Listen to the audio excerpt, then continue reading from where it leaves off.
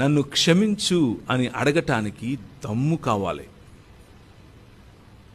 నీకంటే చిన్నవాడితో, నీకంటే తక్కువ అనుభవం ఉన్నవాడితో, నీకంటే పెద్దగా చదువుకోని వాడితో, నీకంటే పెద్దగా ఉన్నత స్థాయి లేని వారితో సైతం నిన్ను నువ్వు తగ్గించుకొని I'm sorry brother, I'm sorry sister అని చెప్పలేకపోతే, అటువంటి హృదయం నీకు లేకపోతే, the Lord today or the Lord this morning is asking you to practice it.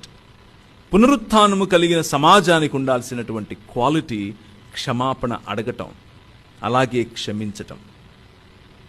క్యారిటన్ బూ గారు ఒకసారి ఇలా అన్నారు, నన్ను నా సమాజాన్ని ఏ జర్మన్ సమాజం అయితే యూదురాలు క్యాంప్స్లో వేసి జుట్టు పీకి గ్యాస్ వదిలి మరీ మమ్మల్ని చంపారో, అటువంటి సమాజానికి చెందినటువంటి ఒక వ్యక్తి మా నాన్నగారిని, మా ఇంట్లో ఉన్న వాళ్ళను ఒకరి తర్వాత ఒకరిని నా కళ్ళ ముందే ఎవరైతే చంపారో అతనొచ్చి ఒకరోజు ఐఎమ్ సారీ అని చెప్పాడు. కానీ నేను ఆయన్ని క్షమించలేకపోయాను. నా కళ్ళ ముందే మా ఇంటి వాళ్లను అలా చిత్రహింసలతో చంపినటువంటి, అలా చంపటం దేవునికి నేను చేస్తున్న పరిచర్య అని భావించాడు. సమాజానికి లేకపోతే మానవతకు నేను చేస్తున్న గొప్ప సేవ ఇది అని భావించాడు. కానీ తెలుసుకున్న తర్వాత వచ్చి నన్ను క్షమించు అని అడిగితే ఆమె క్షమించలేకపోయింది.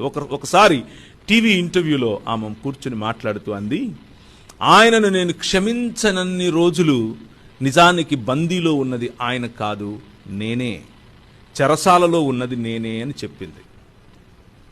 నేను ఏ రోజైతే ఆయనను మనస్ఫూర్తిగా క్షమించానో ఆ రోజు నేను విడుదల పొందాను అని చెప్పింది. నువ్వు క్షమించలేకపోతే నిజానికి చెరసాలలో ఉన్నది నువ్వు క్షమించలేని వాడు కాదు, క్షమించలేని నీ హృదయమే. మన హృదయములో సువార్త అనేటటువంటి ఈ మర్మము యొక్క వెలుగు గనక వెలిగితే క్షమాపణ అన్నది దొర్లాలి, క్షమాపణ అన్నది పొర్లి పారాలి, క్షమాపణ అన్నది మనల్ని ముంచెత్తాలి.